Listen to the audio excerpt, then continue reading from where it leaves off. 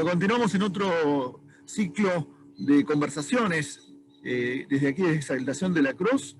En esta oportunidad vamos a estar hablando sobre el periodismo independiente, la fortaleza y la importancia de los medios independientes y el espíritu crítico del periodismo independiente. Para ello vamos a estar hablando con Sergio Solón.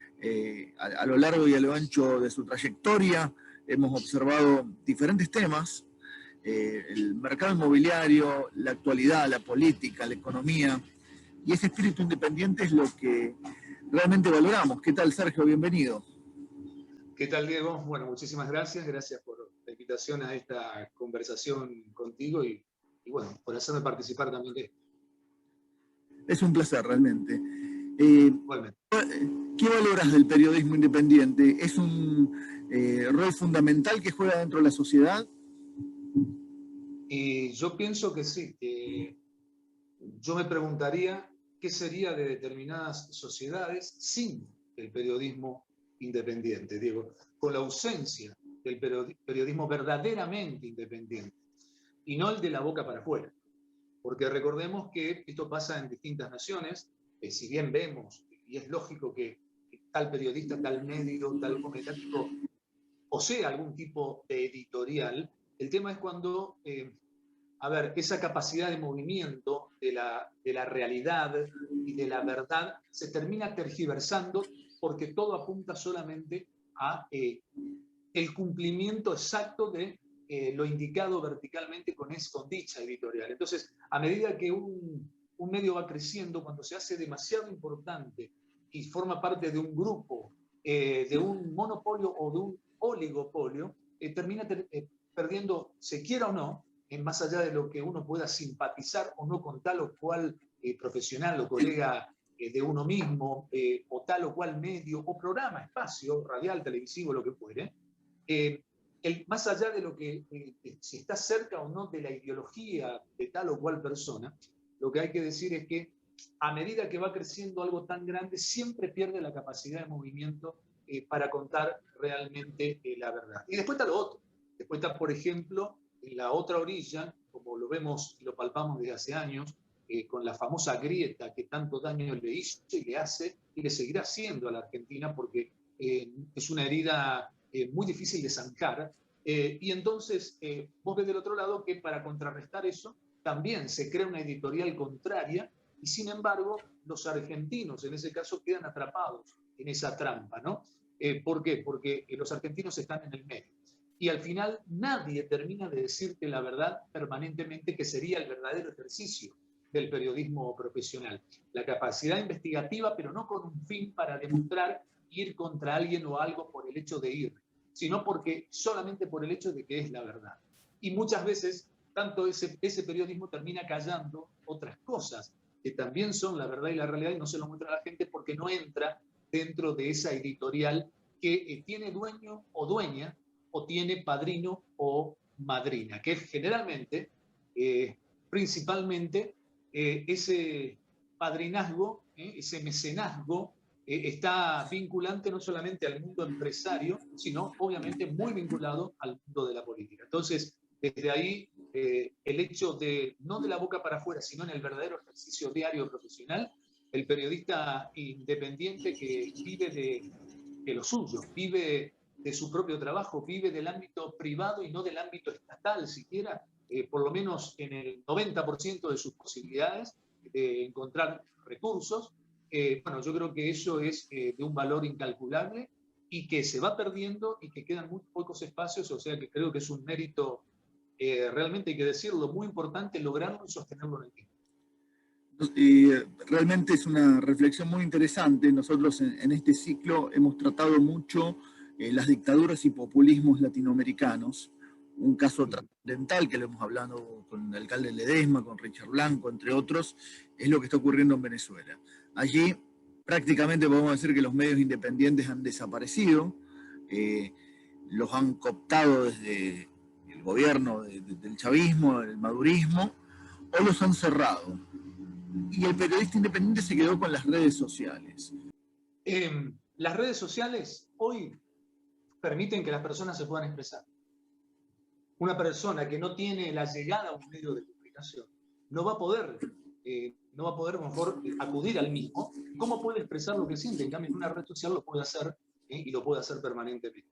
Entonces, yo creo que es fundamental y en algún punto termina siendo tan importante como los medios de comunicación o más. El caso de Venezuela es un caso muy particular porque el medio independiente ha desaparecido. La gente se informa a través de las redes sociales y puede informar lo que está ocurriendo allí, como ocurre también en otros países donde los regímenes autoritarios se apoderan de los medios. ¿Qué reflexión tenés respecto a los populismos latinoamericanos? ¿Por qué surgieron casi en el cono sur en bloque y de a poco se fueron desmembrando o se fueron transformando en sociedades más democráticas?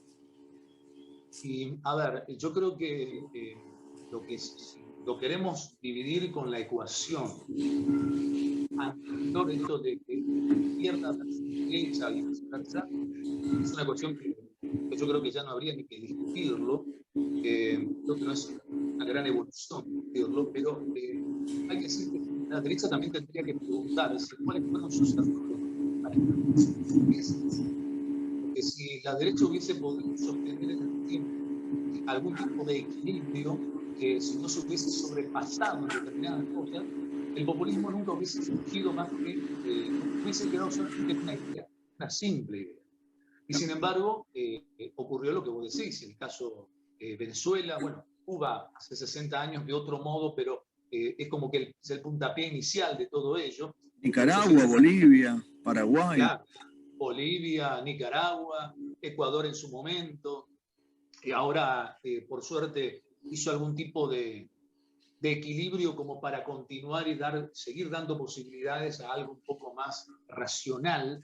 Pero insisto, yo creo que eso de que siempre van todos para allá o van todos para el otro lado, se ha dado varias veces en Latinoamérica, o para la derecha o para la izquierda, ese efecto contagio internacional de una nación a otra, y se debe a esto, a cuando comienzan a surgir líderes que parecen que van a ser los salvadores, como pasó con Chávez en su momento. Lo de Maduro ya es otra cosa, pero digo, y esto tiene que ver por cuando la derecha directamente no toma conciencia de las correcciones que tenía que haber hecho en su momento, y cuando no se toma conciencia, bueno, eso termina explotando o implotando en algún momento, y comienzan a surgir este tipo de líderes que le muestran a la gente, digamos, una muy buena interpretación, sociológicamente hablando, de lo que sería el resentimiento. Es decir, cuando estos líderes saben leer, saben interpretar, y dónde está el surgimiento y resurgimiento permanentemente que se retroalimenta de una sociedad vinculante al resentimiento como un virus permanente, porque no es un virus de 2 o 3 años, sino que es un virus, el resentimiento es algo así como un virus, el término permanente, que queda instalado en la psique de la persona, le vaya como le vaya a la persona después en su vida, a lo mejor mejora, progresa, pero aún así el resentimiento está. Entonces, la habilidad de los líderes populistas es saber dónde están esas sociedades con un gran número de personas resentidas, lamentablemente, y cómo ellos pueden poner la zanahoria hacia adelante para poder justamente retroalimentar permanentemente ese resentimiento, como en esta frase que la oligarquía, esa frase que siempre vemos, ¿no? Aquel que gobierna solamente para ricos, no para los pobres. Bueno, un montón de situaciones y de cosas, esto de que el Estado tiene que ser asistencialista por doquier, no asistir a alguien en una emergencia, sino asistir a todo el mundo lo más que se pueda y siempre.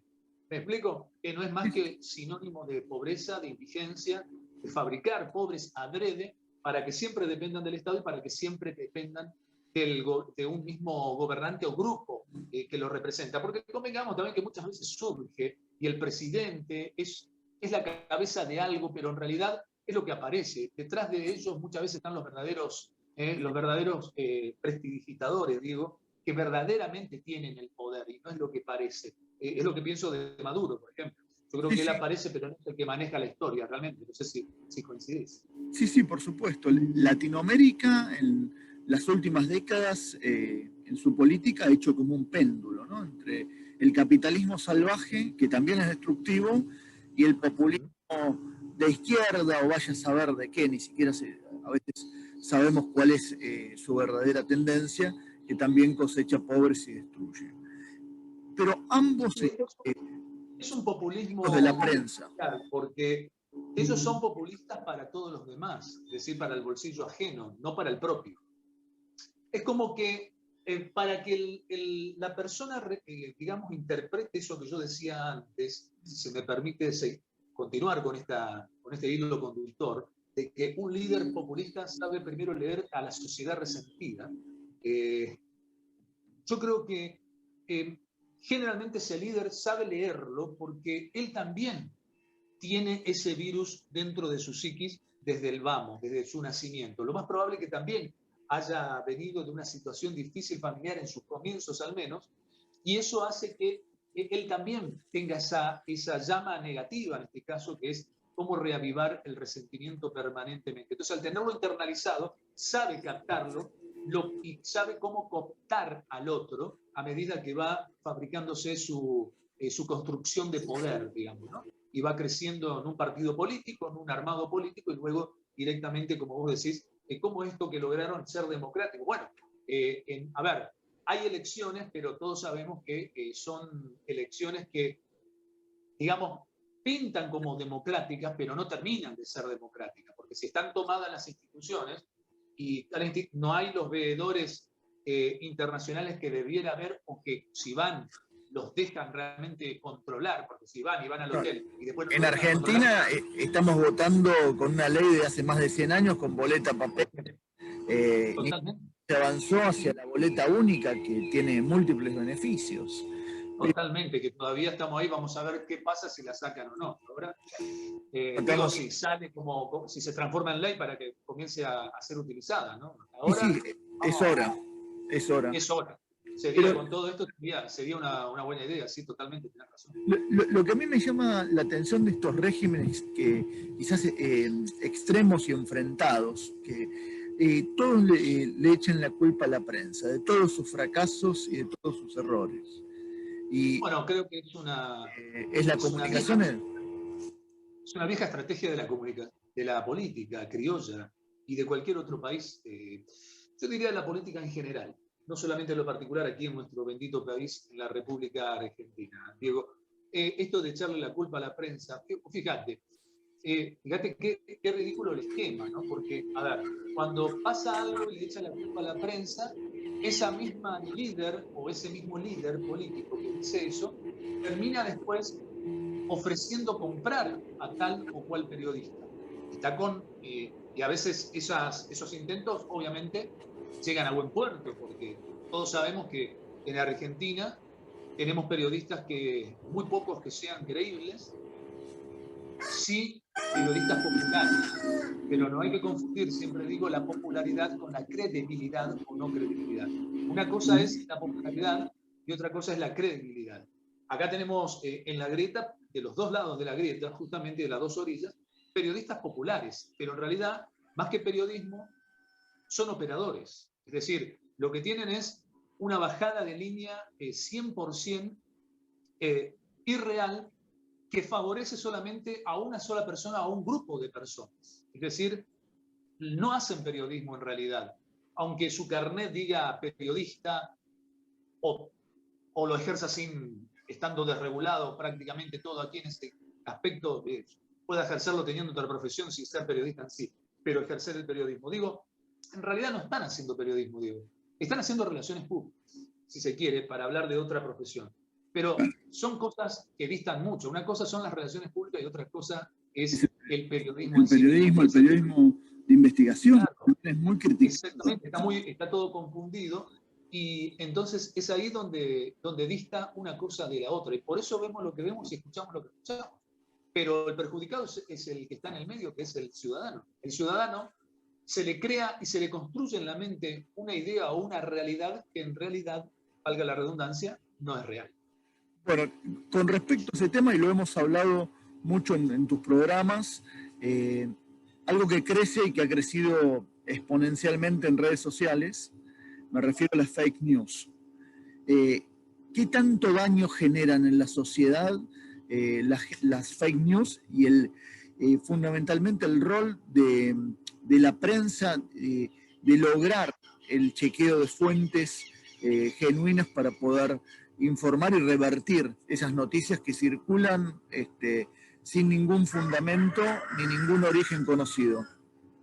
Bueno, realmente hacen un daño muy grande, por esto que decía, donde a veces la gente cree que la realidad es una y en realidad es otra. Y las fake news no siempre son detectadas por las personas. Las personas tienen tal sobrecarga de información que va perdiendo el discernimiento para poder diferenciar una cosa de la otra. La verdadera información de la fake news. Entonces vos fíjate que en esto de que las redes sociales o los medios de comunicación son Dios y el diablo según la calidad humana que esté detrás de ello, vos fíjate que en las redes sociales, así como cualquier ciudadano del mundo puede participar, también participan los políticos. Y vos tenés en los distintos países políticos que permanentemente tienen un equipo, trolls, lo que fuese, lo que lo quieran llamar técnicamente, que lo que hacen es justamente estar bombardeando con noticias que no son del todo verdaderas para favorecer a su grupo de referencia político y donde lo único que se asiste generalmente es al ejercicio, digamos, continuo y diario de la posverdad. Es decir, esto de miente, miente, miente, que algo quedará. Es y se ve potenciado, pero exponencialmente con las redes sociales, por eso es fundamental ir a los medios y a las organizaciones que realmente tienen la fuente de la noticia, ¿no? Y no creer en esas cadenas que se arman que no tienen una fuente válida. Ahora sí te hago la última. ¿Cómo ves la influencia de Internet y las altas tecnologías en el periodismo? No, creo que es fundamental. Creo que es fundamental. En el caso, bueno, mío, yo fui direccionando mi carrera desde hace años ya para todo lo que sea el tema digital, concretamente, sean las agencias de noticias, los programas radiales con concepto televisivo, pero finalmente en radios, digamos, online. Es decir, que es como que yo ya iba viendo de a poco que eso se venía. No necesité en ese caso, sería esta pandemia o esta estrategia del globalismo, esta reingeniería social internacional, que algunos denominan pseudo pandemia o plandemia, sino que para darme cuenta, digo, de que la tecnología venía a ocupar un lugar más importante que antes.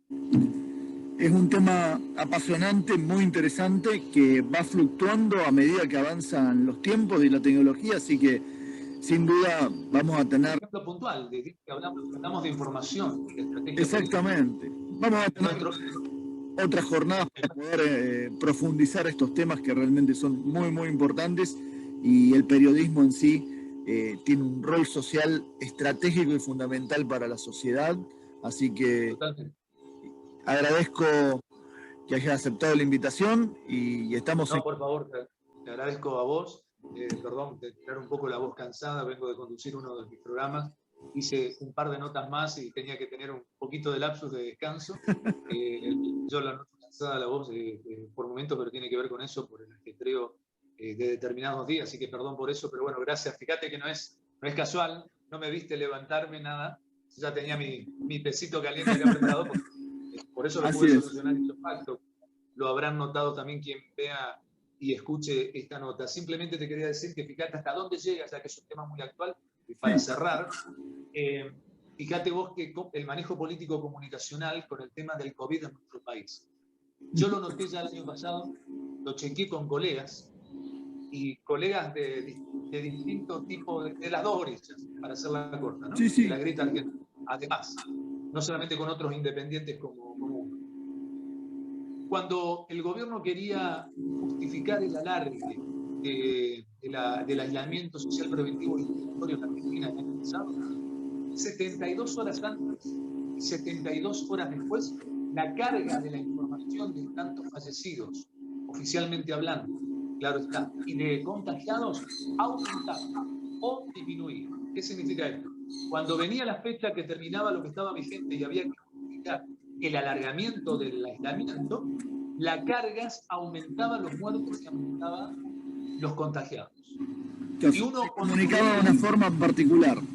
exactamente, y uno cuando Ajá. analizaba quiénes eran los muertos y cuándo había fallecido y dónde, geográficamente hablando, a veces había cargas de un mes atrás, es decir, eso tendría que haber sido cargado al otro día, a la semana, y sin embargo lo colocaban en la fecha determinada donde se sumaba para que justifique comunicacionalmente que había que seguir con el aislamiento.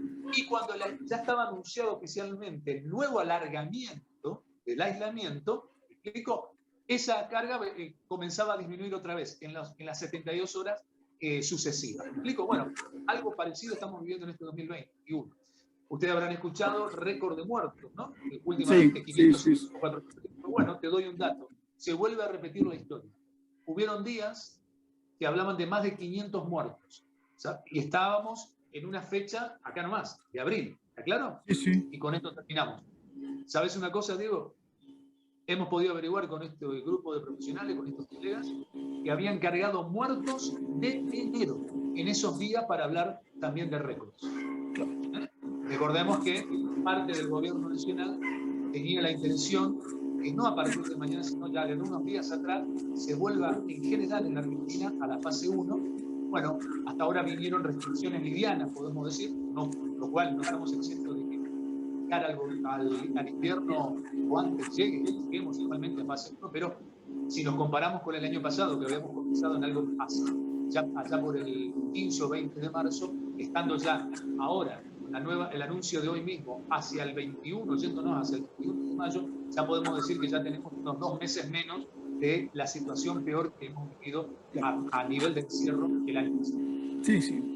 Dios quiera que esto termine pronto y que de ningún lado de la grieta utilicen políticamente esta catástrofe que está viviendo la Argentina y el mundo con esta pandemia que realmente cobró miles de No, totalmente.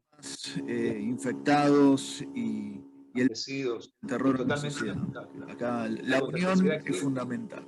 Pero bueno. La contagiosidad ha aumentado, pero este es un ejemplo puntual de lo que está viviendo el mundo y la Argentina en particular, para darte un ejemplo en el final puntual de cómo se puede manipular precisamente la información a través de, obviamente, los periodistas afines, en este caso, al gobierno que hoy reina en la Argentina. Muy interesante la reflexión y bueno, estamos en contacto para seguir conversando desde aquí, desde Exaltación de la Cruz, en cualquier momento. Un fuerte abrazo. Un abrazo muy grande, Diego, y gracias por este momento tan cálido. Sí, Exaltación de la Cruz, un lugar en el mundo. Muchísimas gracias. Gracias.